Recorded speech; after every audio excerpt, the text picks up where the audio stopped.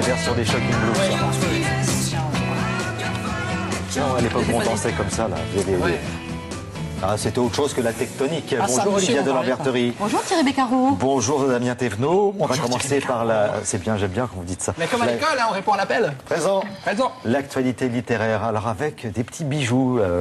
Aujourd'hui, 2 mini-polars. Mais alors, vous allez voir, quand on dit mini-polar, au propre comme au figuré. Et puis une version pop-up. Allez hop, hop, hop, du Petit Prince. Absolument. David Grann, c'est un journaliste du New Yorker. Le New Yorker, vous savez, tout le monde connaît de loin, c'est un journal mythique, hebdomadaire américain. De près, peu de gens connaissent. Je crois qu'il y a 800 abonnés en France. On a découvert les dessins du bourg grâce à Jean-Loup Chifflet, qui publie des livres rassemblant comme ça le meilleur de ses dessins depuis quelques années. Et là, voilà 2 nouvelles publiées l'année dernière dans le New Yorker qui sont vraiment 2 petits chefs-d'œuvre. Le Caméléon, on dirait que c'est un polar. Je dirais que les 2 d'ailleurs sont sur l'art de duper. Ce sont 2 histoires de manipulateurs. Et ce sont des livres qu'on peut lire d'abord comme un polar et après qui ont, dans une sorte de double détente, pose une réflexion sur l'identité, sur... Le livre à tiroir, on va dire. Exactement. Le Caméléon, on est à côté de Pau, en 2005. Et vous avez un adolescent qui a l'air un peu mal en point, qui arrive auprès du service social de l'aide à l'enfance, qui explique que ses parents ont été tués avec son frère dans un accident de voiture, qu'il est tout seul. Bon.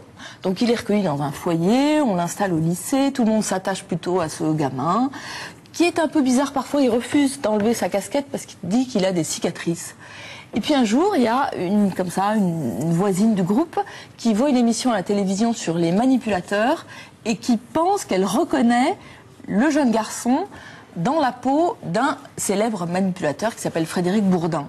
Et puis là, l'affaire va assez vite. Et effectivement, on s'aperçoit que ce gamin adolescent est en fait un type de 30 ans qui a déjà endossé des dizaines et des dizaines d'identités. Alors à chaque fois, la structure est à peu près la même. Il se fait passer pour un ado en difficulté. Il se fait adopter par une famille, un foyer. Et puis, la supercherie finit par être démontée. Ce qui est tout à fait incroyable, c'est que David Grann, il va rencontrer le Caméléon. Il va essayer de comprendre ce qu'il a dans la tête, ce type.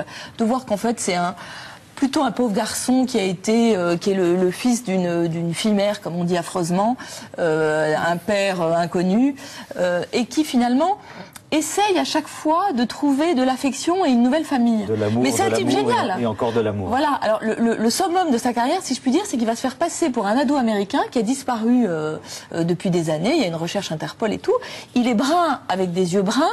Et français, il va se faire passer pour un Américain blond avec des yeux bleus et il va duper la propre famille de ce garçon. Tout ça va finir dans une espèce de drame.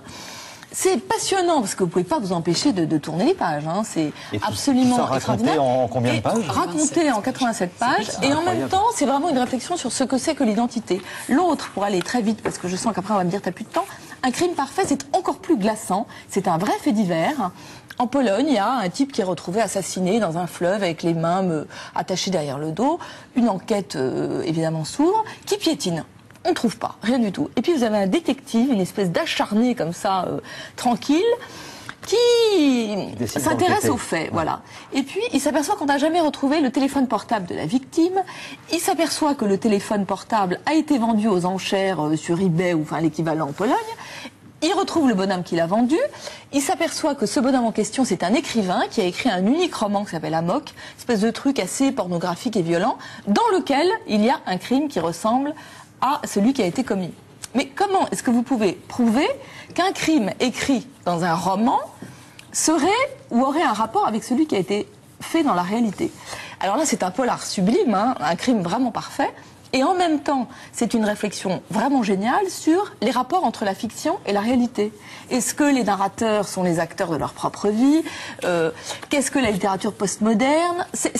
Alors comme ça a l'air un peu compliqué si je vous dis qu'est-ce que c'est que la littérature postmoderne, mais non, parce que quand il y a eu toute l'affaire sur Frédéric Mitterrand, il y a eu comme ça des questions sur la fiction et la réalité. réalité, Donc c'est vraiment des choses qui nous concernent tous. C'est merveilleusement bien écrit, merveilleusement bien traduit. Ça coûte 3 €. Moi, je vais l'offrir à tous les gens que j'aime et je vous conseille de faire la même chose. C'est chez une collection, Alia. hein, une collection. C'est un éditeur très très joli. C'est les plus jolis livres parce que vous voyez, le papier n'est pas du tout le même que ceux des autres éditeurs. C'est un très beau papier, une très belle typo. Tout ça est cousu et non pas collé. Ce sont en plus des très jolis objets, absolument. Chez Alia, 3 €, David Grade, allez-y les yeux fermés, honnêtement vous allez adorer. Enfin lisez-le les yeux grands ouverts, évidemment, merci Damien.